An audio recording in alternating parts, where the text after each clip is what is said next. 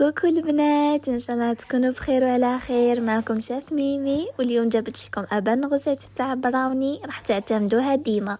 ومن اليوم ما كاش كيفاه تقولي لي ما نجحليش البراونيز ولا ما تجينيش القشره المقرمشه هذيك ولا ما يجينيش مشمخ من داخل.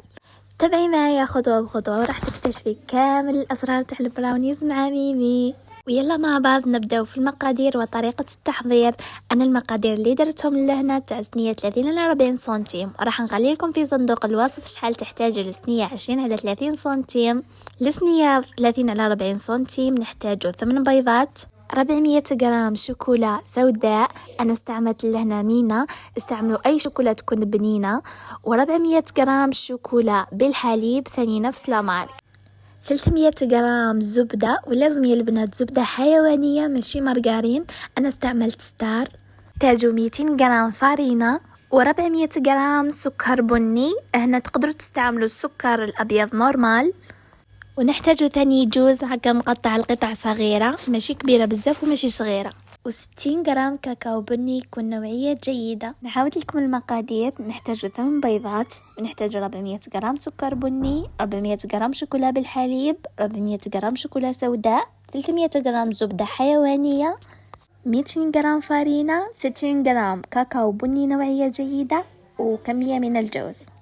نبداو مع طريقة التحضير. لهنا جبت الشوكولا نتاعي قطعتها لقطع صغيرة، ذوبت الزبدة نتاعي وهي سخونة نديرها على الشوكولا مع التحريك المستمر حتى تذوب الشوكولا نتاعي. إذا ما ذابتش الشوكولا بحرارة الزبدة يا البنات ديروها على بان ماغي مع التحريك المستمر حتى تتجانس مليح وتذوب كامل.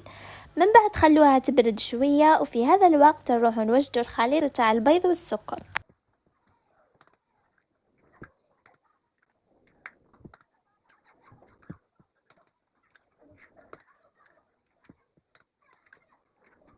جبت البيضات تاعي وضفت لهم السكر ونخلط مليح بالفوي وماشي بالباتور باش نتحكموا في القوام وما ندخلوش الهواء بزاف. نبقاو نخلطوا مليح حتى يتبدل لون الخليط ويذوب السكر بيان، وهذا هو السر اللي يخلي البراونيز نتاعنا يجي في هذيك القشره واللمعه.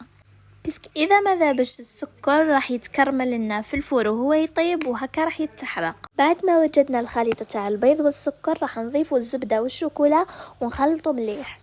دوكا نجيبوا النواشف نتاعنا ونضيفوهم على 3 دفعات ونخلطوا بسباتيل من فوق لتحت كيما راكم تشوفوا معايا. ودوكا مع المرحله الاخيره زدت الجوز نتاعي واي اضافات نتوما ثاني بغيتوا تزيدوهم سواء شوكولا مقطعه ولا بيبيتو شوكولا. نجيب الصينيه تاعي بعد ما كنت فرشت عليها ورق الطهي واللي هو ضروري لهنا في البراونيز باش ما يلصقناش في الصينيه. نيطاليوه بالمغرفة هكا ونوصلوا كامل البراونيز للحواف باه يجينا السطح كامل مستوي. ندخلوا الفور مسخن مسبقا على 160 درجة ونخليه يطيب مدة 20 دقيقة، بصح إذا فات 20 دقيقة راح ينشف وراح يولي مسكوتش وماشي براونيز. بعد ما طاب طفيت عليه الفور وخليته لداخل حتى يرجع الحرارة متوسطة. لهنا يا البنات من الافضل ما تقطعوش حتى تفوت عليه 6 سوايع ولا ليله كامله باش نقطعوه. لهنا انا خليته يبات ليله كامله ومن بعد جيت نقطعو. انا لهنا قطعته دي ترونش كبار خاطر حبيتو دي ترونش كبار، مي اذا نتوما حبيتو ديروه في لي بوكس راح نقطعوه دي ترونش صغيرين. ولهنا بلا ما نحكي وبلا ما نوصف وبلا ما حتى نشكر البراونيز هذا راكم تشوفوا في النتيجة بعينيكم. بعد ما تجربوا هذه الوصفة مستحيل راح تستغنوا عليها ومستحيل راح تجربوا من غيرها بإذن الله. تزيين لهنا اختياري حسب ما انتم وش راه متوفر عندكم في المنزل. انا لهنا استعملت شوكولا تارتيني بذوق البيستاشيو واستعملت شوكولا تارتيني بذوق البندق، وديكوراسيون كما راكم تشوفوا هكا جات سامبل وجات مليحه، جات يعني ما شاء الله يعني ذوق وشكل. شوفوا لي الريزلت فينال، شوفوا كيفاه جا ما شاء الله، جا تحفه تحفه ذوقا وشكلا. ما تنسيش تجربي هذه لاغوسات وتشاركيها مع صاحبتك، وما تنسيش ديري لي جام واشتراك باش يلحقك كل جديد. نتمنى تكون عجبتكم وسهلت عليكم الخطوات، وإن شاء الله تنجح معكم من أول مرة.